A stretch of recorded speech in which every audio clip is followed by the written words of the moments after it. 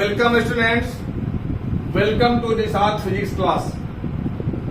कल मैंने एक टॉपिक कराया था और उसी टॉपिक पे मैं एक न्यूमेरिकल करने जा रहा हूं। मैं इस थीम को लेके चल रहा हूं, slow and steady with the race. एक एक करके टॉपिक एक क्वेश्चन लेके चल रहा हूं। हो सकता है कि बाद में मैं स्पीड ज्यादा कर दूं। इसे एक रैपिड फायर अगर सेशन लेता हूं तो 1.5 घंटा 2 घंटा क्लास लूंगा, फास्ट चलूंगा, क्योंकि बहुत सारे स्टूडेंट्स को फायदा नहीं होगा। इसलिए मैं स्लोली मैं काम कर रहा हूं। देखिए, सबसे पहले हम ये आपको बता दें कि अगर हम टॉर्क का फॉर्मूला लिखते हैं, यहाँ पे टॉर्क का फॉर्मूला, दो फॉर्मूला है, NI/BA साइन अल्फा, एंड दूसरा है टॉर्क का फॉर्मूला NI/BA हमने cos theta.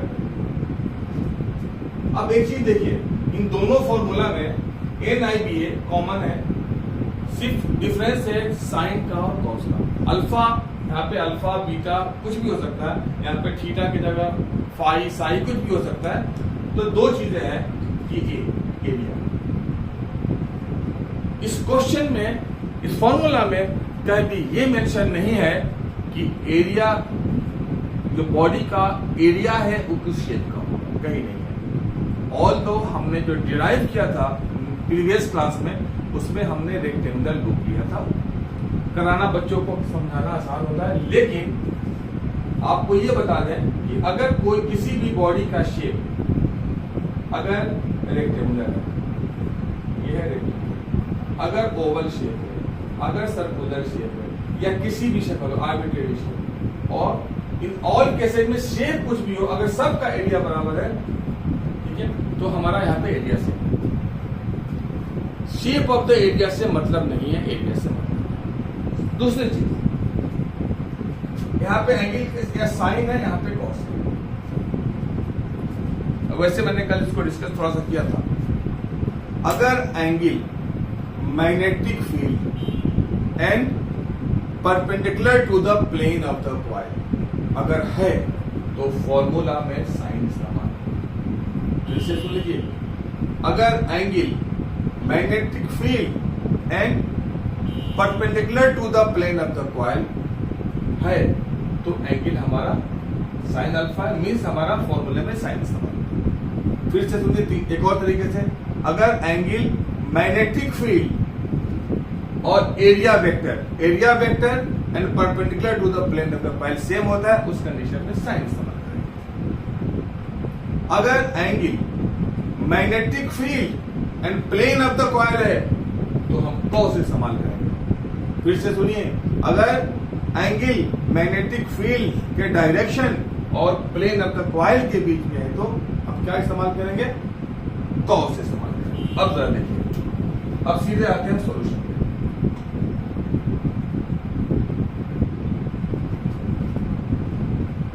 Hundred ton N हमें दिख गया, रेडियस 10 सेंटीमीटर।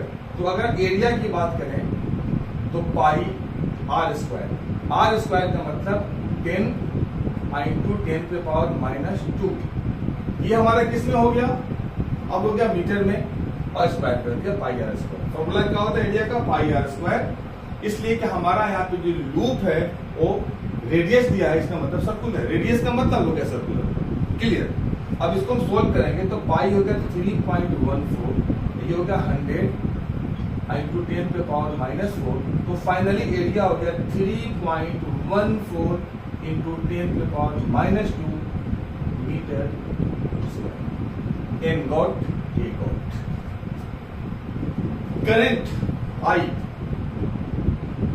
कितना है, 5।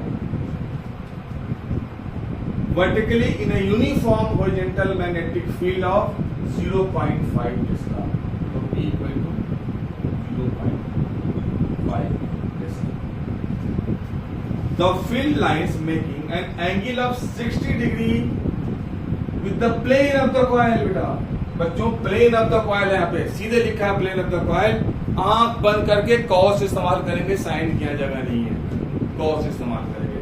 तो हमारा यहाँ पे थीटा कितना है, 60 डिग्री। और ये किसके साथ है, तो अगर है तो प्लेन ऑफ द कॉइल के साथ। n मिल गया, a मिल गया, b मिल गया, i मिल गया, थीटा मिल गया। अब हमें इस्तेमाल करेंगे सीधे कौन सा formula, torque is equal to NIPA cos theta.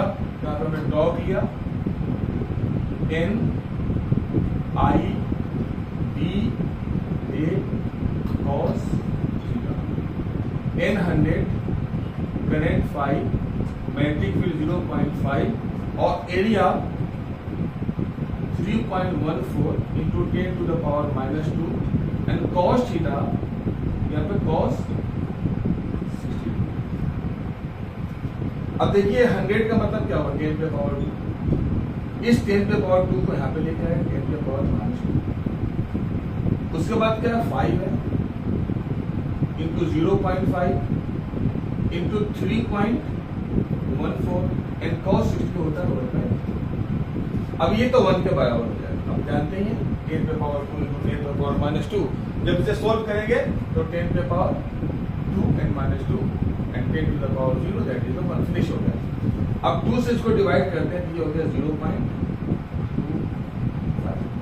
तो फाइनली जो टॉर्क हमारा हो गया वो कितना हो गया, 5 इंटू 0.25 इंटू 3.14। अब इतना कैलकुलेशन तो आप कर ही लेंगे, तो बहुत ही आसान कैलकुलेशन है। ये कैलकुलेशन आएगा 3.9 और टॉर्क का जो यूनिट होता है न्यूटन मीटर, तो 3.9 न्यूटन। अब एक सवाल उठता है कि क्या हम साइन को इस्तेमाल कर सकते हैं? डेफिनेटली। अगर प्लेन ऑफ द कॉइल से एंगल 60 डिग्री है तो इसको हम साइन के फॉर्मूले से भी इस्तेमाल कर सकते हैं। वो कैसे? अल्फा कितना हो जाएगा, अल्फा प्लस थीटा 90 डिग्री होगा। मैंने कल बताया था आपको नेक्स्ट प्रीवियस क्लास में।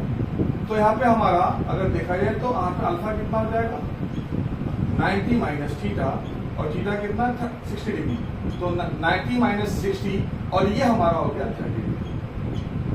तो इस फॉर्मूला में सेम वैसे ही करेंगे, torque is equal to NPIA and यहाँ पे हो गया साइन 30। वैल्यू वही है, n कितना है 100,